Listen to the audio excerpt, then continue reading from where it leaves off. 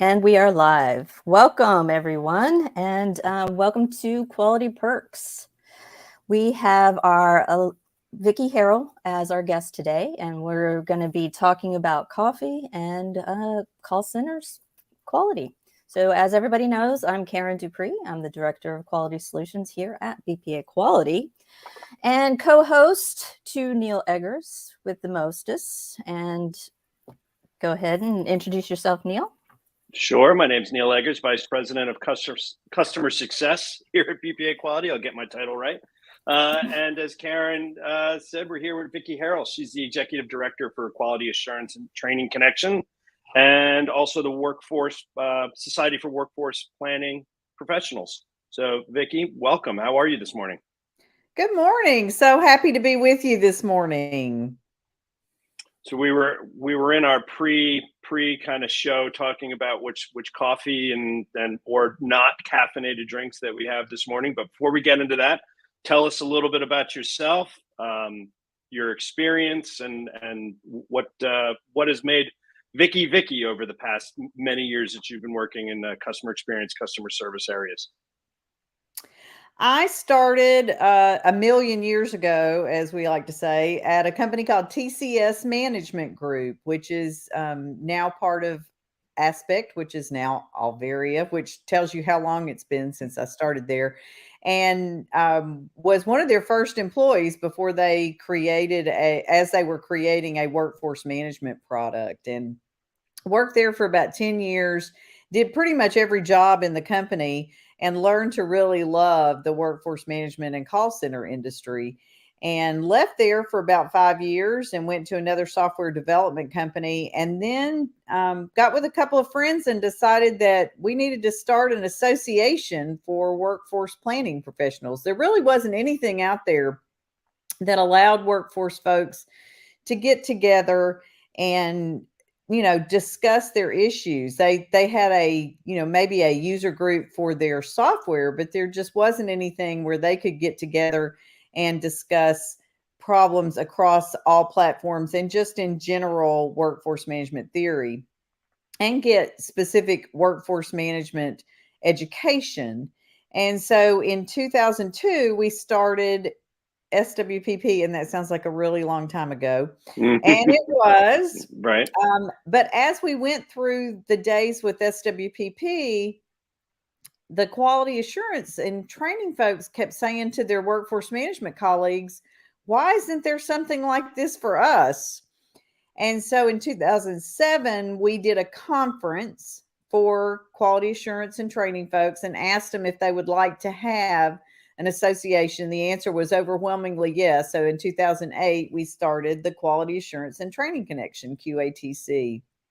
And it is, both of the associations have just been such a wonderful way for folks to get together, learn from each other, learn from the experts, and just have that free time with each other to discuss things that maybe they don't have time to discuss in their day-to-day work environment, and also with people who've been there and done that. So our mission for both associations is that we want to provide education and networking opportunities for all those folks in the contact center.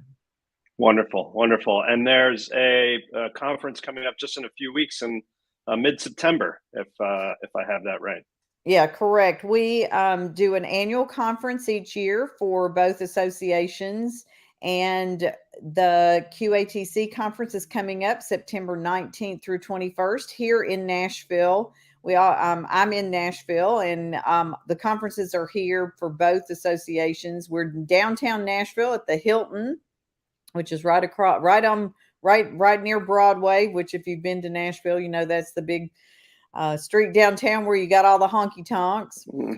So we're excited about being downtown at the Hilton and would love for anybody to join us. We've got great speakers going on. We've got about 50 sessions, 5 simultaneously in every session slot, from everything from coaching to training to quality to surveying, customer experience, just all sort and great speakers. If you know Justin Robbins or Nate Brown or Leslie O'Flavahan, just lots of great speakers. And BPA Quality is going to be there, and That's Stephanie right. Taylor is going to be speaking.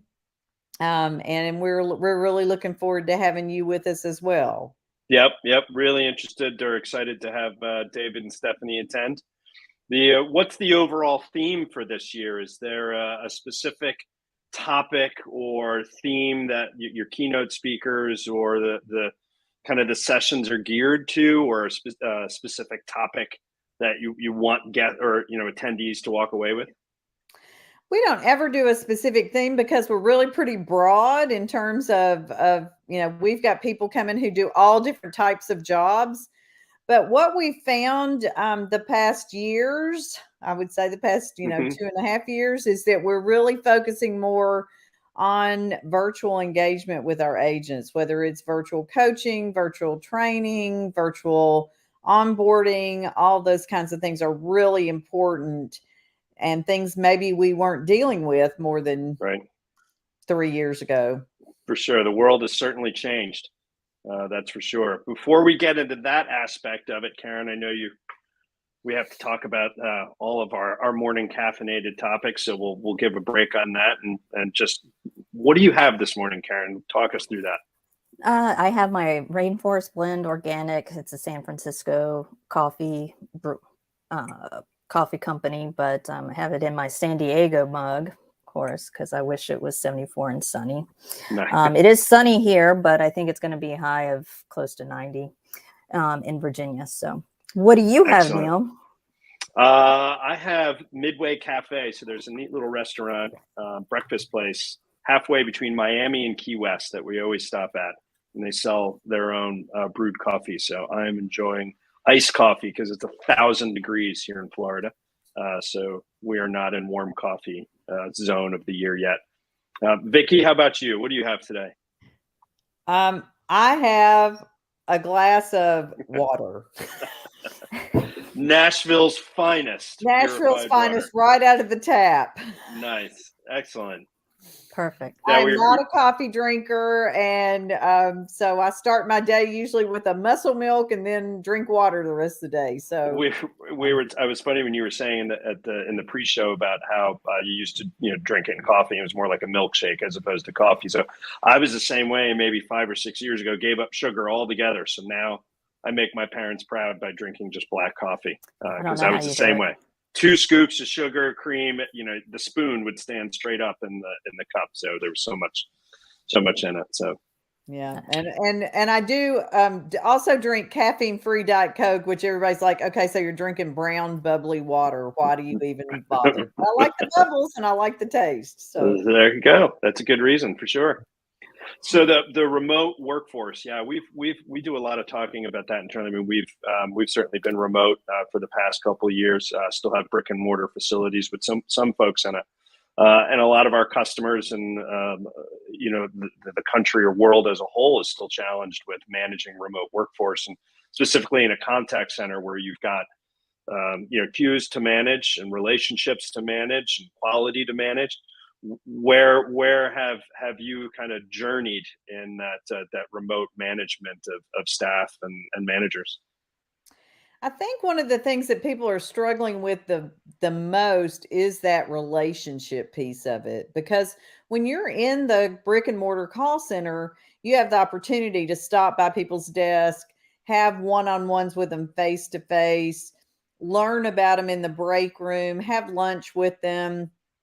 All those kinds of things that are not available to you anymore. And I think that relationship is so much harder to cultivate in this virtual environment. And then on top of that, what that means is it's really hard to communicate your corporate culture. And so you've got to have a relationship with the people, and then they've got to have a relationship with the company. And how do you do that in a remote environment is what is the biggest struggle, I think, these days. Yeah, we've certainly heard from a customer perspective where that engagement model, where their agents feel siloed, So, doubling the efforts to be able to make that relationship or touch each agent on a daily basis. I know David Blackwell often tells the story about when BPA first started, about working with a manager who would walk down the contact center aisle every day and make sure he spoke to each each agent every day and wanted to emulate the behaviors of good agents. Well, how do you repeat that type of environment when you can't walk down the contact center aisle? How do you engage your employees? So what have you heard in your travels, maybe some successful tips for how do you engage employees in a virtual environment at the contact center level, right? I feel like managers were on the phone with each other kind of all day in a screen share type environment.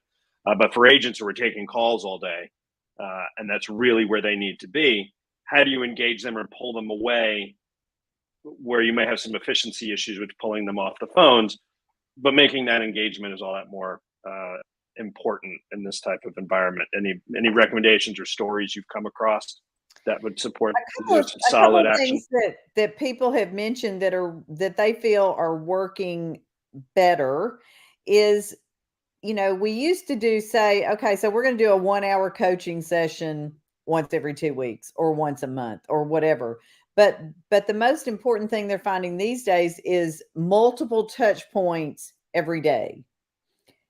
Keeping in touch with them. And even if it's a 5-minute check-in every day, or it's a 15-minute every other day or something, but just that touch point as often as possible.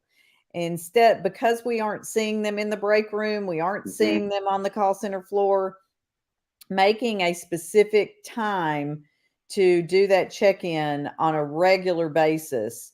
Also, and this is, I think, controversial, have your camera on. We're at the point where we're like, okay, we've been on camera for 2.5 years. We are done with it. But there's no way to get that body language, that, how are you really feeling without that video camera? So trying really hard to have people keep that video camera on. And then trying as much as possible to look at things like rewards and recognition on an individual basis. Instead of in the call center, we used to have, okay, so your team's going to win coffee. We're going to bring you Starbucks if or we're going to have a pizza party, or we're going to whatever. But I think now we need to focus a lot more on the individual. So I need to call Karen and have a long discussion with Karen about what's important to Karen. What kind of rewards would she like? If we offer, having a meal sent to your house, do you care about that? If we offer tickets to a football game, do you care about that? Or do you only care about money? Or do you only care about time off the phones? And we need to tailor that to each individual person. And who needs to know that information? The supervisor. The person's supervisor needs to have a list of everybody on their team and what motivates that person. And Karen says donuts and wine. I'm all over that. Karen, you may have just come up with the motivating factor for contact center agents nation or worldwide. So we'll see if we can replicate that. Absolutely.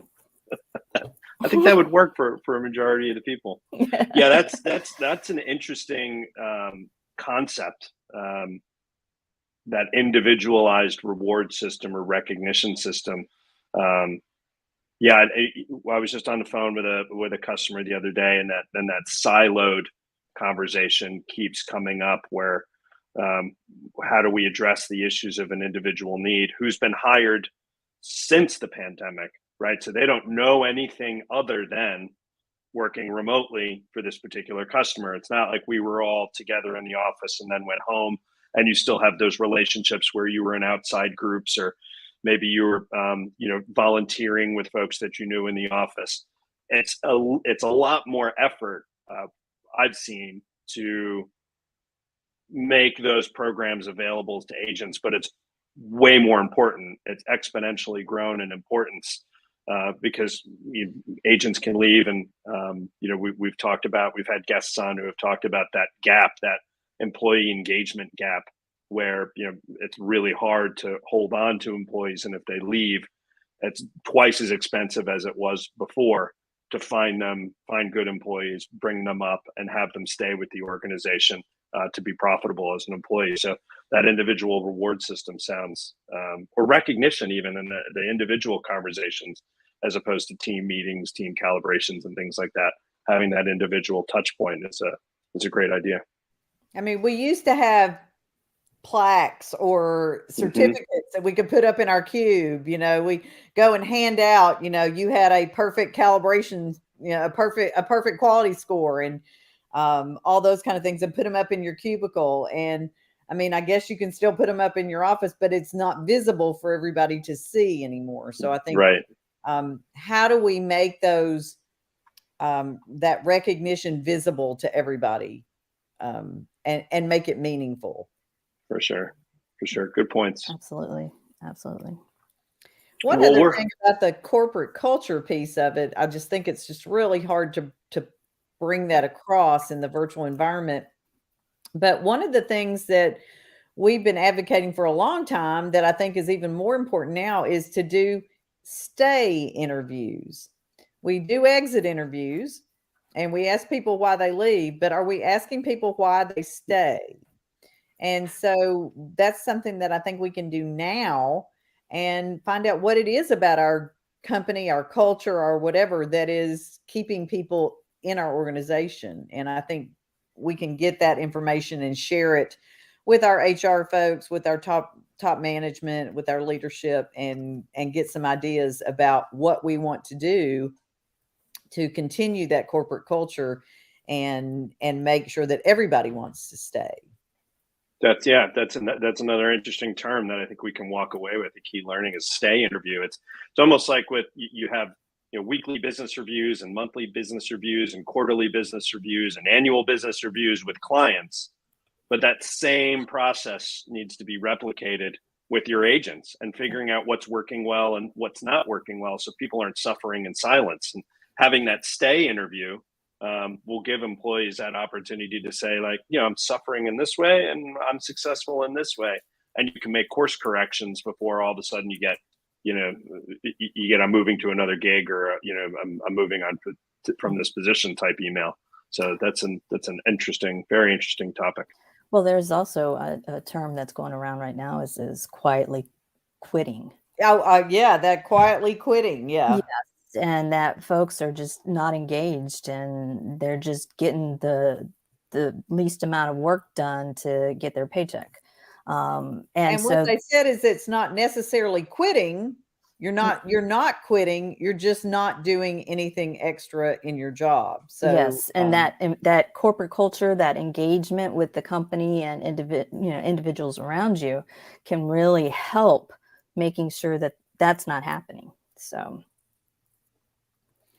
All good points. Another interesting term I heard this morning was boomerang employees, and it had to do with the Great Resignation, and that there was some regret after leaving the company, and then they're coming back, but the company is probably offering them some really good incentives to come back because they've left and they've had a little bit of regret, not really happy where they are, but they can come back to their old company and maybe have a few little perks to come back, which I thought was an interesting concept as well.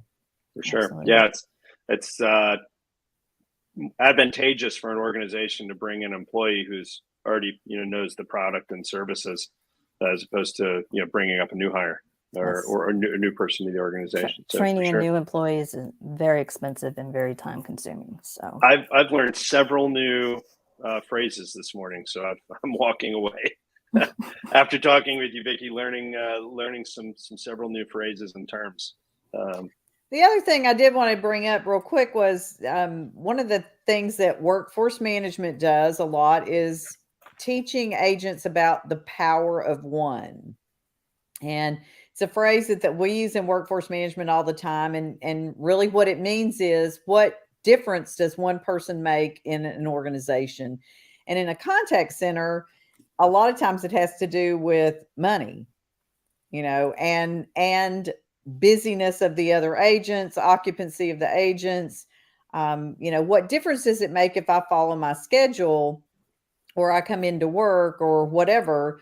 But what matters in a contact center is that you're not there to answer the calls when we've scheduled you to answer your calls.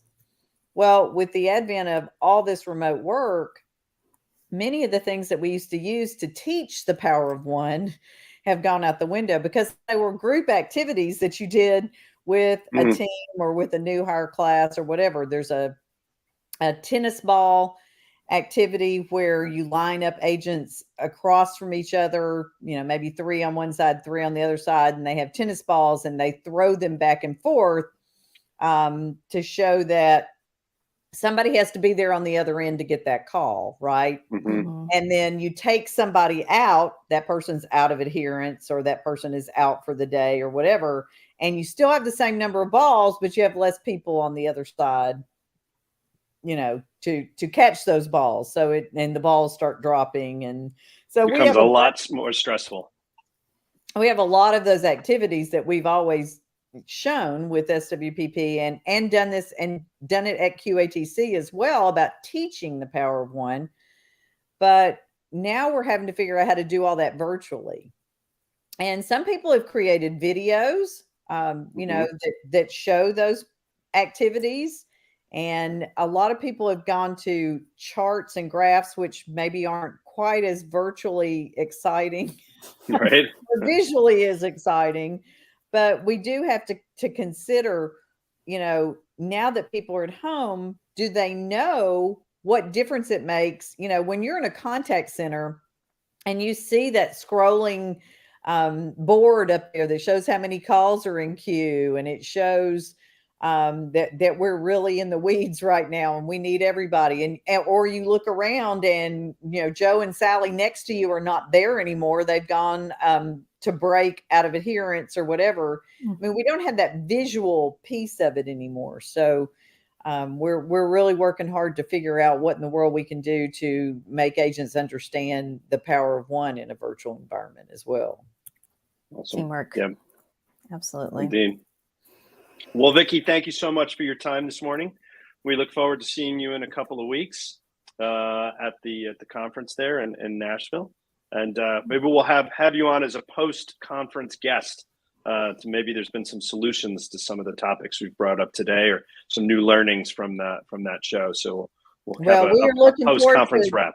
Yeah, there's some great conference sessions. There's a session on rewards and recognition. There's a session with just specific ideas on QA and specific ideas on training. There's an Ask the Expert session that are, quick hits and ideas that you can take away.